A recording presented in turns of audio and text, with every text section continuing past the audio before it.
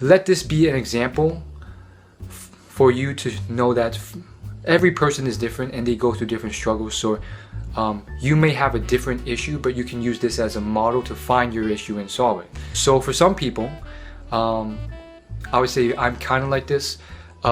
You fall on the nice guy spectrum, and there's many versions of nice guys with many different traits. It may be things like always trying to please others and putting everyone else before yourself. Something like bending to everyone else's will, not standing up for yourself.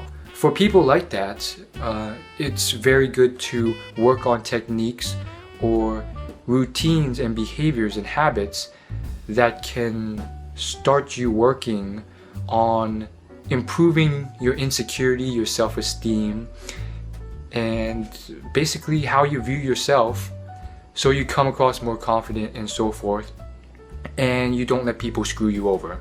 It could be all sorts of things. For females, oftentimes it's insecurity about their physical appearance. I mean, this is a very common thing for 99% of all females, but this is something males work through too. I've worked through, and you know, it's weird. I'm not insecure in the same ways, but when I talk and approach, there's definitely a bit of low self-esteem and insecurity there sometimes. On the flip side though, I've definitely worked through like coming to terms with realizing that I'm a pretty decently handsome, attractive individual if I can just showcase myself properly. Another thing I've learned is that there's many routines or habits or behaviors that I can start changing that may affect my level of well-being, happiness, and success.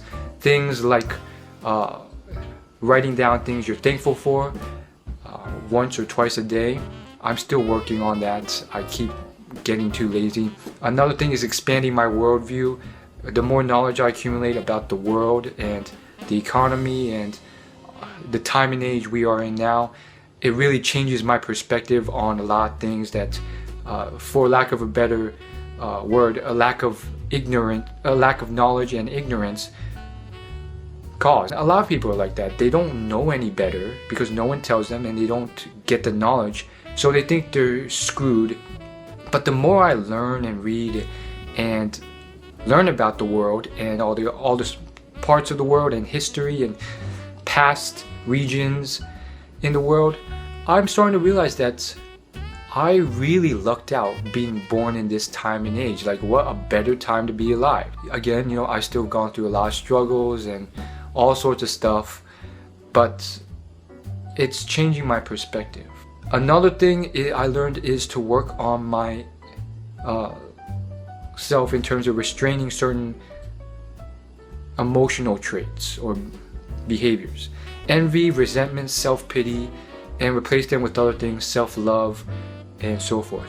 My knowledge on learning about happiness has sort of changed things, and understanding that oftentimes all these things that you're envious or resentful for, they may not really bring a long-lasting happiness. They're more so very short-term things anyways. So that doesn't mean you can't move and still strive for these things, but let them be icing on the cake, and don't be envious or resentful or bitter about people who have it better, romantically with people or with whatever aspect of life. And I'm also learning about females a lot.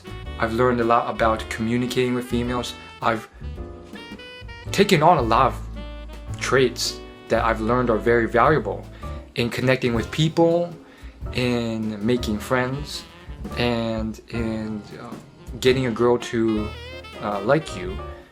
And I've learned a bunch of things, so many things.